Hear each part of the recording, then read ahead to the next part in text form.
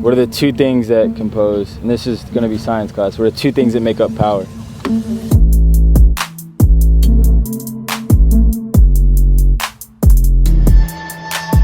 Like literally I was in this room like every day for like 15 hours, just like, it was like trash, like this was so dirty. We're doing our mobility, like range of motion tests, so like we're seeing what their hip extension looks like, what their strength looks like, and what their active range of motion looks like, and then trying to figure out like where do we need to improve and how do we improve it. As far as it goes down? Yeah. Actively, come on. Without you, Les. Sorry, buddy. Okay, straighten that leg out. I got fired already.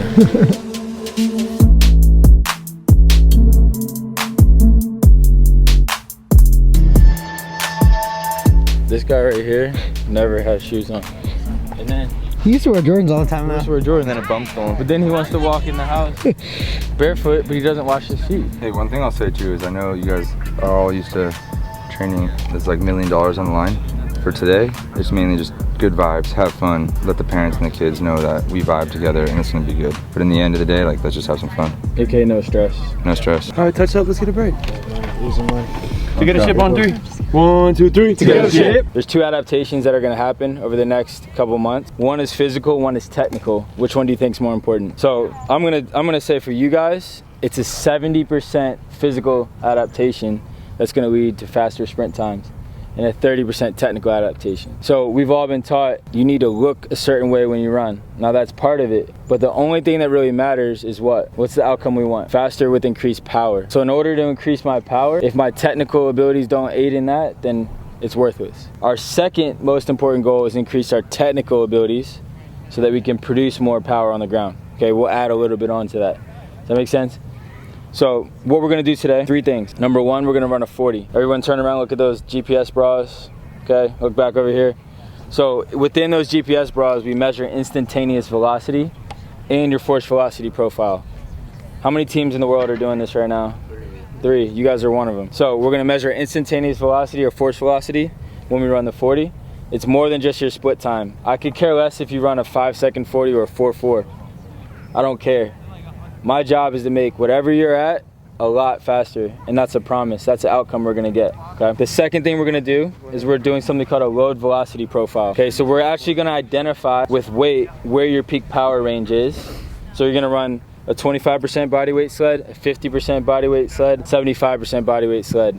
We're recording the time. Whatever we do today, we're gonna work off for the next 3 months. So we're gonna find what your peak power is, assign you a weight that you're gonna use for the next couple weeks, couple months, and we're gonna improve our speed by working that physical part of the equation. The last thing we're gonna do is Powerball.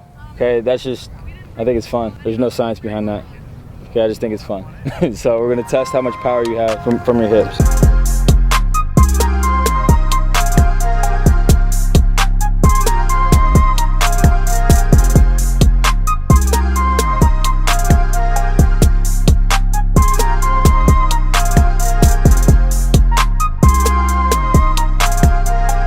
So we're testing the 40. So number 1, we get their split times, which everyone does. But we're also calculating their force velocity. So we're seeing where their peak force is, where their peak velocity is, how much power they're producing. We're looking at their horizontal force profile. So how much of their total force is horizontal, how much is vertical at the beginning, middle, and the end. How slowly does it go from horizontal to vertical, or how fast. And essentially what we're doing is we're creating a profile for each athlete to individualize their training program. So if an athlete has low force, high velocity, we know exactly how to train them.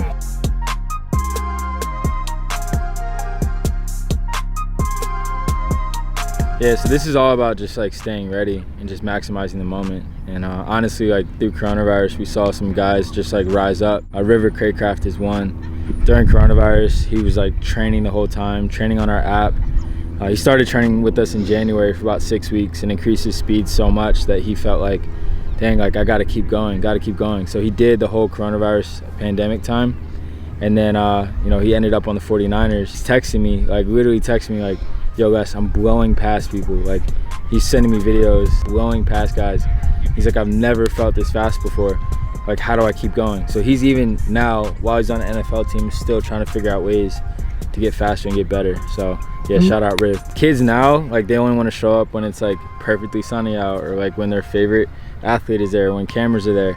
And you know, a big lesson from River is that like these guys, like River, Alex Bachman, they show up no matter what, every single day, on time, and they grind. It doesn't matter who's there, doesn't matter what's happening, they're gonna figure out a way to get better because it's personal. It's not about the hype, it's not about the fame, it's not about the money. It's about like an actual obsession with getting better, and that's what these kids need.